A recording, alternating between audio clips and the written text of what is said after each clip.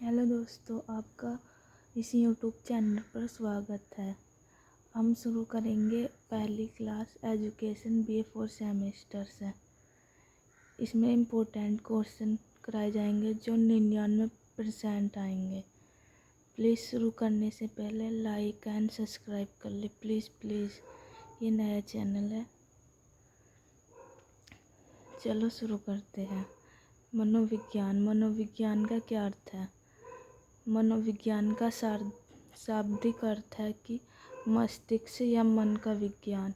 यानी मनोविज्ञान मस्तिष्क के स्वरूप को जानने की कोशिश करता है कि व्यक्ति के मस्तिष्क में क्या चल रहा है, यानी उसकी भावनाओं, विचारों और क्रियाओं को समझने का प्रयास करता है, समझकर वो उसका विश्लेषण करता है। मानव विज्ञान के अंतर्गत मानव मस्तिष्क मानसिक प्रक्रियाओं तथा व्यवहार का विज्ञान का अध्ययन किया जाता है। यह व्यक्ति के विचारों, भावनाओं और क्रियाओं को समझने के तथा उनका विश्लेषण करने का कार्य करता है, ताकि मानव व्यवहार और मानसिक प्रक्रियाओं के बारे में विश्वसनीय और वस्तुनिष्ठ जानकारी एकत्र की जा सके। यानी एक प्रकार से तर्कों के आधार पर विश्लेषण किया जाता है मनोविज्ञान का, कि मानव की मानव दशाएं क्या है, मन की मानव दशाएं, मानव की मन की दशाओं के बारे में जानने की प्रयास करता है। इसका उद्देश्य न केवल वर्णन करना है, बल्कि लोग क्या करते हैं यह समझने की प्रयास करता है और भविष्य के व्यवहार की भविष्यवाणी करता है। इससे अगला क्वेश्चन है, शिक्षा मनोविज्ञान क्या है? शिक्षा मनोविज्ञान, जैसे कि मनोविज्ञान के बारे में बताया कि मस्तिष्क या मन का विज्ञान है, उसी प्रकार यह शिक्षा मनोविज्ञान शिक्षण और सीखने का विज्ञान है। चलो पढ़ते हैं। जो शिक्षण तथा सीखने की प्रक्रिया का वैज्ञानिक अध्ययन करती है। यह इस बात पर केंद्रित करती है कि लोग कैसे सीखते हैं, विभिन्न शिक्षण विधियों की प्रभावशीलता, विद्यार्थियों का मानसिक विकास, उनकी रुचियों और क्षमताओं का शैक्षणिक समस्याओं का कैसे समाधान किया जाए उसका पता करती है। यानी शिक्षा मनोविज्ञान शिक्षण की प्रक्रियाओं को समझने का प्रयास करती कि व्यक्ति के मानसिक विकास तथा उसकी रुचि और उसके क्षमताओं का कैसे विकास किया जा सके। उनकी यदि कुछ समस्या है, उसका पता लगाकर उसका निपटारा कैसे किया जा सके, इसका अध्ययन करती है। स्किनर द्वारा इसकी एक परिभाषा दी गई। यदि इसमें आ जाए मनोविज्ञान को परिभाषित कैसे किया जाए, तो इसको लिख कर इसकी एक परिभाषा लिख देंगे तो आपका आंसर सही जाएगा। शिक्षा मनोविज्ञान का एक ऐसा विज्ञान है जो शिक्षण तथा सीखने के व्यवहार का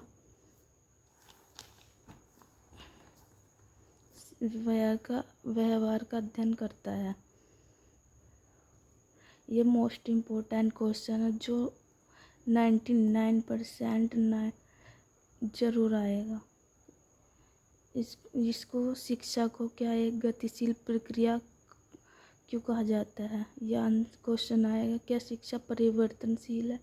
या किस क्वेश्चन आ सकता है, क्या शिक्षा को गतिशील प्रक्रिया कहना उचित है? स्पष्ट करें।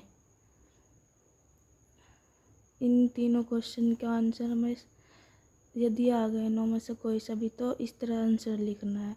शिक्षा एक गतिशील प्रक्रिया है क्योंकि यह अपरिवर्तनीय है नहीं है, यानी यह दिन, समय और परिस्थिति के अनुसार बदलती रहती है। परिवर्तनीय है, शिक्षा परिवर्तनीय है, यह लगातार बदलती रहती है और विकास करती रहती है। वास्तव में शिक्षा की प्रक्रिया ना तो स्थिर है ना ही जड़। यानी शिक्षा स्थिर नहीं है, अस्थिर है, यह बदलती रहती है। शिक्षा की प्रक्रिया का संबंध व्यक्ति के निरंतर होने वाले विकास से है। यानी शिक्षा है व्यक्ति के निरंतर व्यक्ति के संबंध जो उसके व्यवहार में चल रहा है उसमें नई नई चीज़ सिखाती रहती है, उसका निरंतर विकास होता रहता है। दूसरे शब्दों में कहे, शिक्षा को गतिशील प्रक्रिया इसलिए कहा जाता है क्योंकि यह स्थिर नहीं है, बल्कि यह बदलती परिस्थितियों और समय के अनुसार लगातार विकसित होती रहती है। यह प्रक्रिया जीवन भर चलने वाली प्रक्रिया है जिसमें व्यक्ति लगातार सीखता और विकसित होता रहता है। ये क्वेश्चन भी इम्पोर्टेंट है। तुलनात्मक विधि क्या है?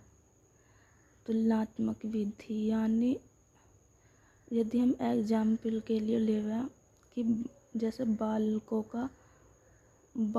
के मतलब दो बच्चों का आपस में अध्ययन किया जाए कि इसमें अंतर और समानता क्या है, उसका अध्ययन करके विश्लेषण किया जाए तो उसे तुलनात्मक विधि कहेंगे।